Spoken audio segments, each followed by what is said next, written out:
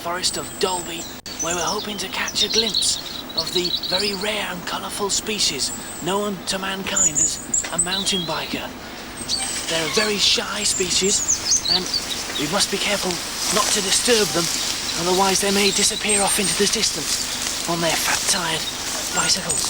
But let's see if we can get a word with a few of them now and make our way down to this area. And yes, they've broken cover. It's a nest of the 8 best trick riders in Britain. We set them 6 dastardly tasks to compete against each other and to entertain you. It's totally wild.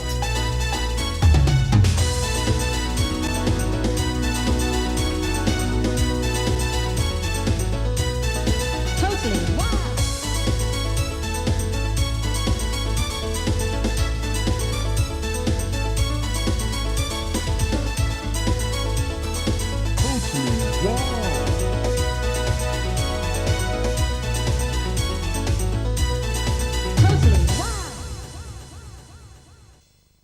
Right, before we start, let's meet the riders. Hi, I'm Glenn and my speciality is trials. Trials. Hi, my name's Scott Robinson and I'm extremely good at downhill. Ah, extremely good. Hi, my name's Scott. I ride for Scott and I'm in the trials. He's in the trials. Hi, I'm Dave Hemming and I go downhill a little bit quick. And he's got a silver medal to prove it, but he's too modest. Hello, my name's Jez. I'm quite good at bunny hops. Quite good at bunny hops, 38 inches.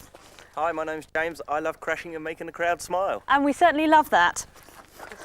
Hi, I'm Jay and I do jumps. And Jay will be showing us with his instructional pieces later. But first of all, what every mountain biker loves, and that's downhilling. Well, I've been asked to tell you a little bit about downhilling, but I'm supposed to be trying to find a mountain biker, and I'm here in the Dalby Forest and I can't find anybody. So, well, wait a minute. Excuse me, stop. Do you know anything about downhilling? Well, I know a little bit about it. I happen to be the reigning world downhill champion at the moment. Well, there's a stroke of luck, isn't it? Yeah. So, what's your name? My name's Cindy Devine. Pleased to meet you. Nice to meet can you. you tell us a little bit about how you got into downhilling?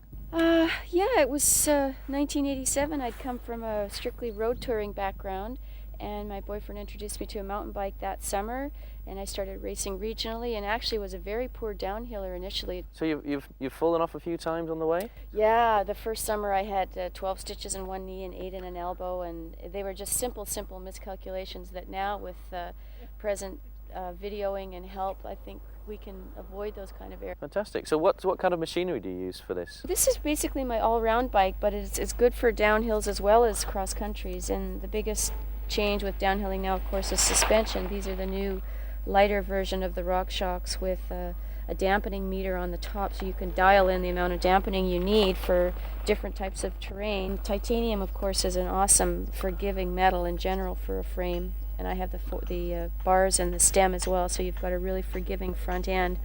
Super.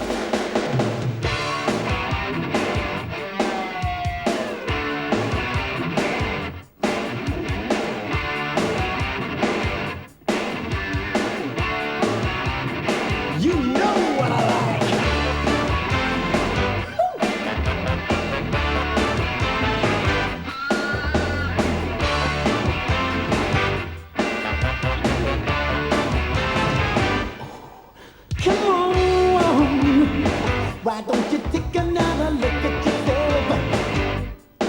You're just a big kid playing silly kids with all the small fries. Don't you know that you never ever liked you like this or liked you like this?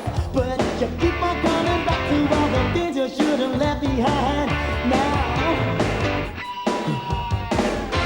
wherever the time it put you down, you know that pop wouldn't do that to you, baby. And when they're laughing in your face, you wish they really wouldn't be that way. 'Cause you're a big fish. Whoa, whoa. Ooh. Big wheel. Yeah, yeah. Ooh.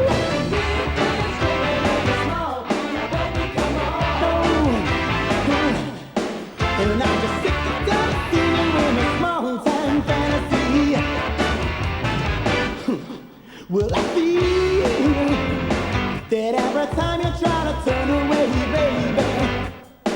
You're just running away. You find the truth that you know it should be. Whoa, whoa, oh. Just simply telling me now what you wanna do. Woo. It's so start living your life like a sucker when you ought to be cool. Well, every time you put you down, you know that what wouldn't do that to you, baby. And when they're laughing in your face, you wish you really wouldn't be that way. 'Cause you're a big fish. Whoa, whoa, ooh, big wheel. I wouldn't do that to you, baby. Big fish, oh, oh, big fish, yeah, yeah, oh, big fish living in a small town, baby, come on, no, no, no. What you saying to me? No, no, no.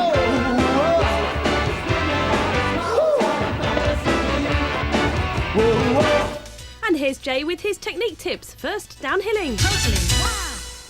One of the greatest joys in mountain biking is to descend fast. Skills to descend fast on the trail are exactly the same as those used in dual slalom racing.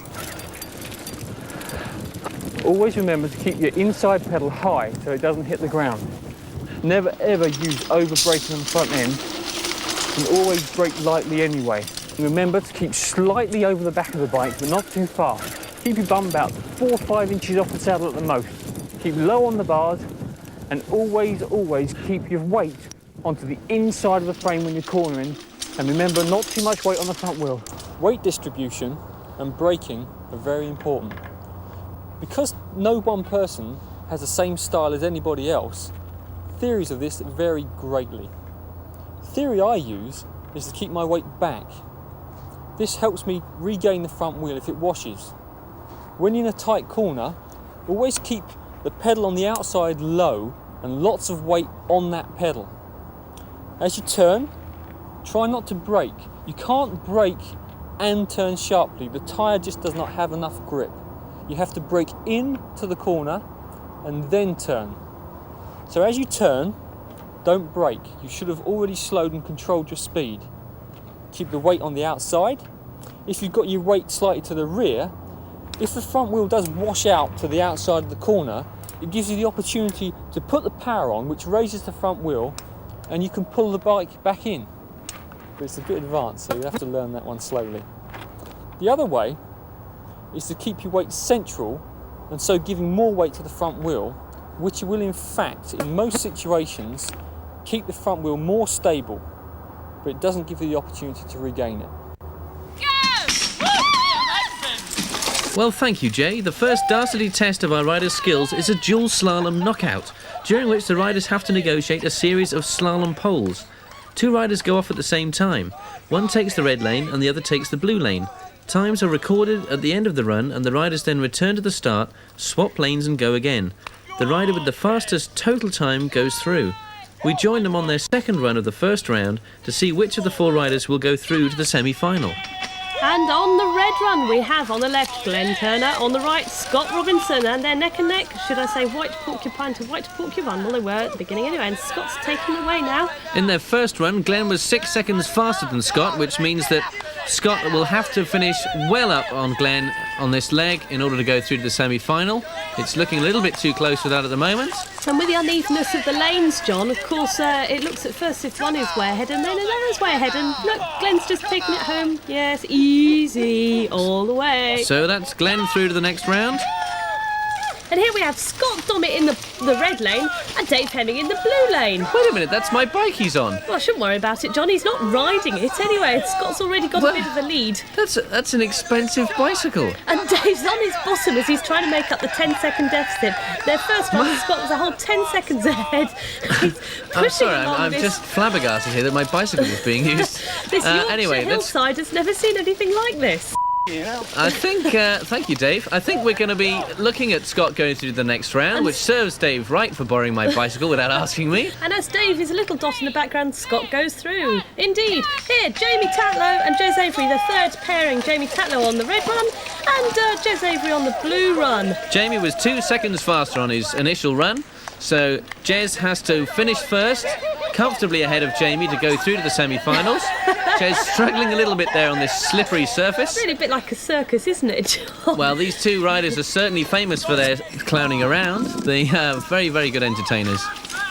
Brilliant trick riders, both of them, very famous in the mountain bike And world. they look equal and equal, but of course this hillside is not equal at all. And That's right. It looks like Jamie's got the edge, and he goes through to the next round. And here I have our fourth pairing. And who is that man on the right, John? That's Rob Warner. He was a little bit late getting here, so we didn't have a chance to introduce to him earlier on. I see, he's a devotee of the battering ram method. That's right, a little bit late at getting out of bed this morning.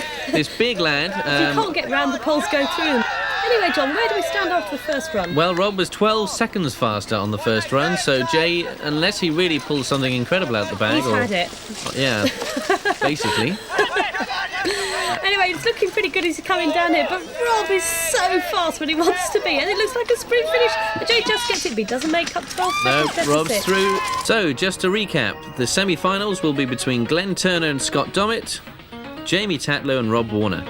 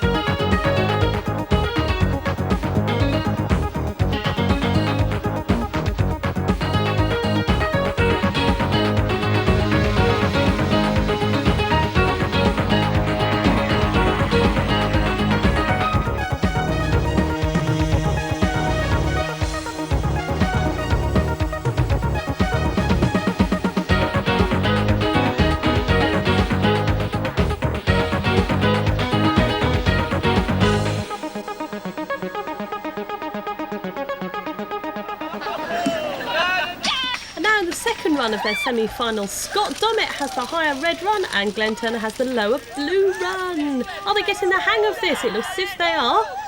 Yes, well, Scott was 7 seconds faster in the first run, so poor Glenn has a lot to make up here. The first blood there from Glenn Turner. This is very hard work. These boys have now done this run 4 or 5 times, and it's not as easy as it looks, of course, but it's highly amusing for us. That's right. Well, Scott has done a lot of trials riding and BMX riding in the past, Glenn and Turner's he's not that fit at the higher up moment. the hill, and Scott wins very easily. And now Deb Murrell sets off the second semi-final. Oh, Jamie Tatlow's Turner, down. Backward somersault. This could be Rob Warner exciting. Carrying on regardless. Well- And Jamie, big grin plastered all over his face. Rob's really not been kept right to the edge here, running up the hill for the nth time. Yeah, Jamie well, showing a little bit of grass skiing skills. His 9-second lead in the first run has left Rob a very, very easy finish here.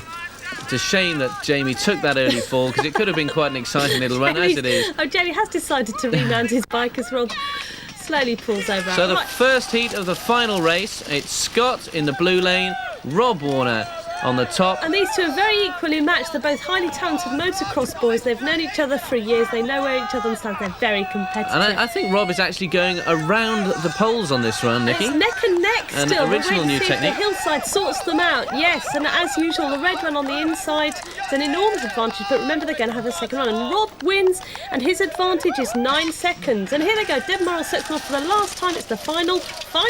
Scott Dommett, can he make up the deficit? Rob Warner powering along there. It's going to take an awful lot from Scott to pull this one. You can see how the grass is not drying out at all at this point. It's still just as slippery as it ever was. Extremely difficult conditions. I have difficulty even staying on the bike. Oh, Scott's got a bit of an advantage by the It's looks of going to be a it. really exciting sprint finish, and no, Rob Warner takes it again. So first 10 points of the Totally Wild Challenge on Rob Warner's. And what's this? John thought it was so easy. He's got on a bike and he's doing it himself. We set him against Malcolm Fawcett of Daihatsu Off-Road, and he couldn't even make the first corner. Straight down the hill.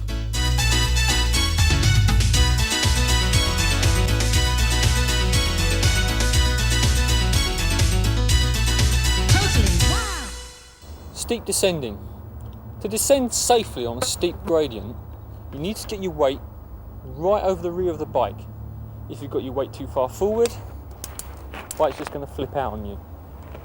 So as the bike's going down the gradient, your weight must be right back here, as close to sitting on the rear wheel as possible. Use your back brake, but remember, your front brake is the most important brake because it's the most powerful. But overuse in this situation will just send you straight over the bars.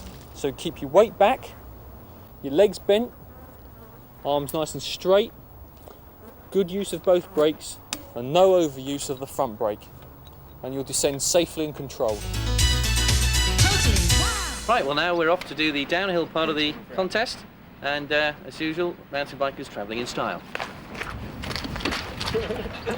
Yes, we're going. We've taken away the poles and corners of the dual slalom, and we've set our riders the challenge of going downhill in a straight line as fast as possible on the shortest course in history. We've picked a point where the average rider struggles, but our boys are totally wild.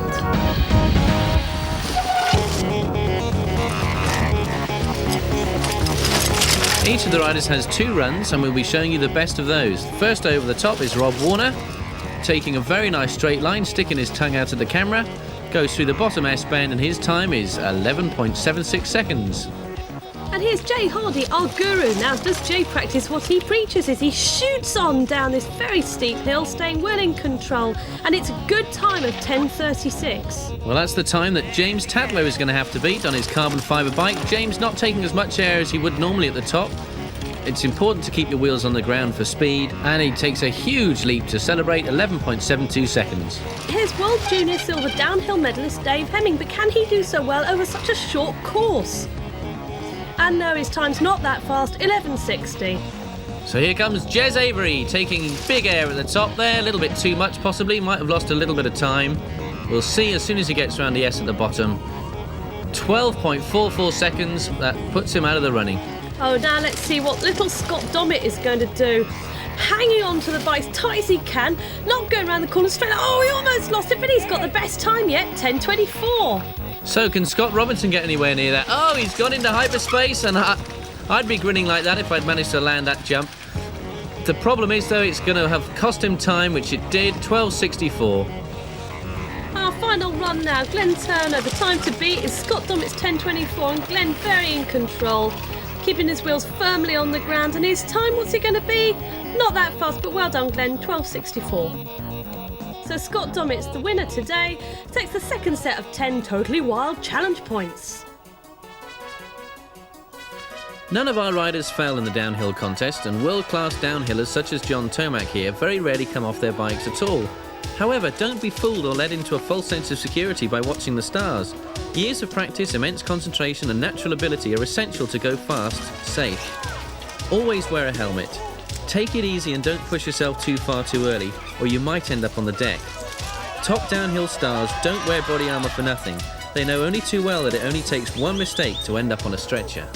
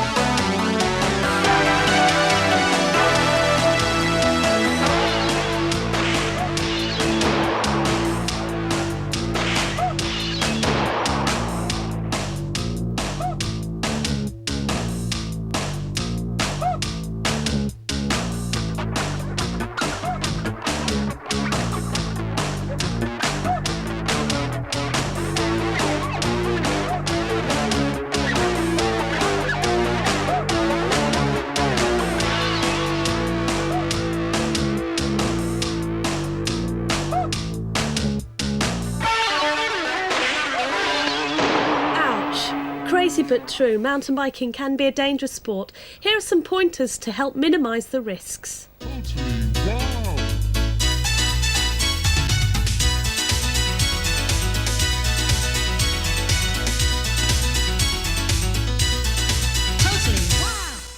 A wheelie is one of the first things you ever learn to do on a bike.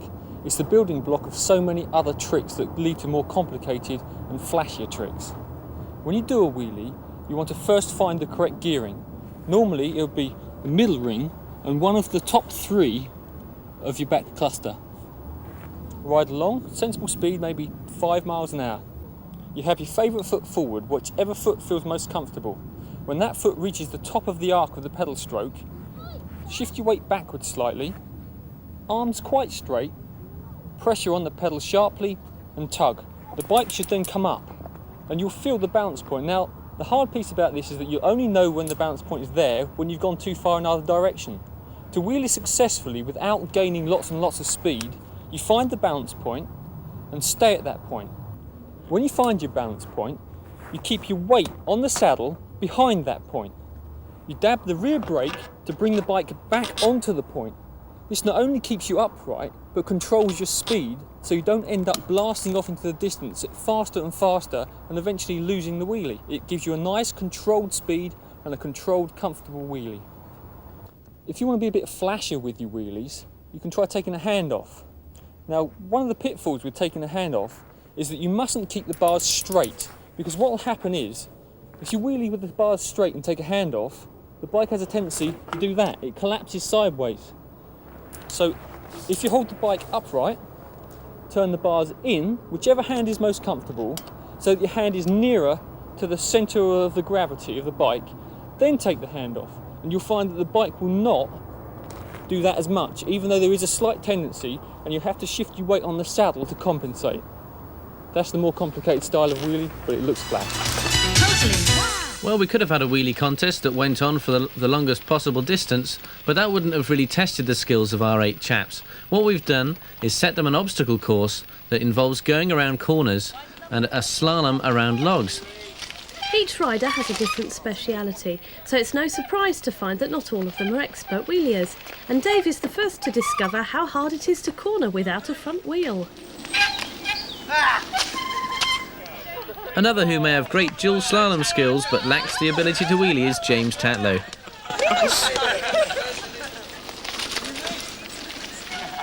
He soon realises when he's beaten.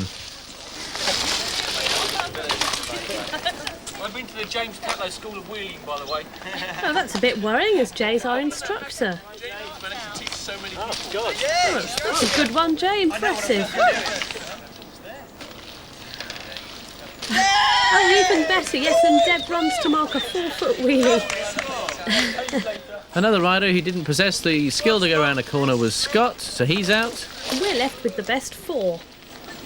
Well, first rider up is Glenn Turner from Rocky Mountain Mountain Bikes. The rules of this contest are to try and get around the entire course without putting the front wheel down. The hardest part is turning that corner. As you can see, it's not easy. And he's using a hop to do it. He's down, so that's one dab. One dab. He's got to go back to where he started from now. If everybody else were to dab before that point, then Glenn would be deemed a winner today. In and out of the logs. You can see that the very difficult thing about this wheeling, John, is turning the corners, because it all has to be done on body weight. That's right. It's really... Oh, it's 3 dabs, and he has to return and do that obstacle once more. 3 dabs for Glenn Turner of Rocky Mountain. So on Glenn's second run, he fails to improve on his first, so the marker stays where it is, and that's the mark to beat. And it's Scott showing his prowess by making it very easily over that first obstacle. He's using the rear wheel hopping technique to get around the corner. That's the trick that we've seen 1 or 2 riders in practice doing today. And if he can keep this up, he could be on for a clear round, Nikki. He's a perfect score so far, certainly, as he comes into the... Oh, he's lost the front wheel, he just caught that. And Scott up on his back wheel again to have another go. Whoa! But Very his nearly. front wheel is down. And that proved to be Scott's best run out of the 2, as he dabbed really quite early on this one. Jez Avery, one of the best riders in practice this morning. And you can see what confidence he has as he goes over that first obstacle. Jez is Stopping a it there. wonderful rear wheeler. His only problem here might be he's a bit close to the tape. If he goes over the tape, he's out. Oh, he's got a One dab. So Scott, so far, still in the lead. His main contender was probably Jez. Can he make this right-hand turn and he uses the jump again? This is difficult enough on 2 wheels, on 1. We don't know how he does it. And he's... Oh, he's through! Remarkable. Well done, Jez. On Jez's second round, although he managed to get further around the course before his first dab, in the end he did actually dab more times. So it was his first round that counted, and with that he led the competition.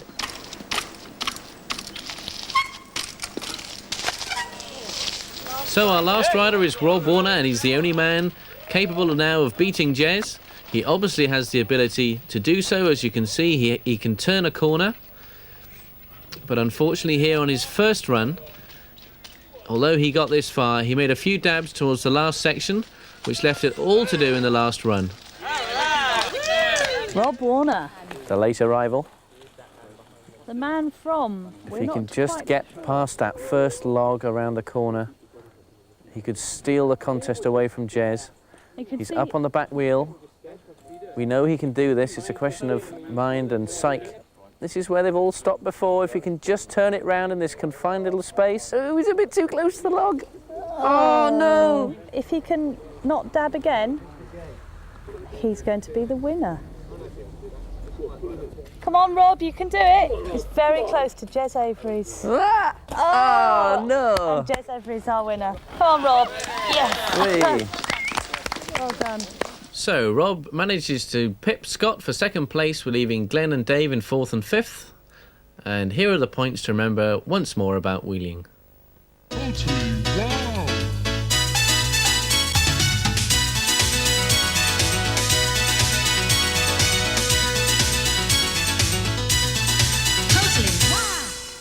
Okay, so you've learnt the wheeling. Let's go on from there. Let's go on to rear wheel hops. Rear wheel hops are quite a complicated thing, really. Confidence is one of the main things. Go forward, maybe middle ring and second. Go forward at a slow speed. As you come to a halt, you move your weight forward on your arms, compress your legs forward. As you come back, you jump, the bike will come back with you, the back brake is locked, the wheel can't go anywhere. Using your legs, keep your body weight behind the bounce point and bounce backwards to keep your balance, and this will make you hop. And it's a succession of how long you can keep your balance while compressing and bouncing, remembering to keep the brake locked all the time, otherwise the trick will fail. Okay, so you can do rear wheel hops. Let's try a slightly more difficult version, the front wheel hop. To achieve a front wheel hop, you have to be confident. Confidence is one of the main factors in this because you have to be fully committed to what you're doing. You have to get the bike upright to the point of balance. If you don't get to that point of balance, as soon as you hop, the bike will collapse.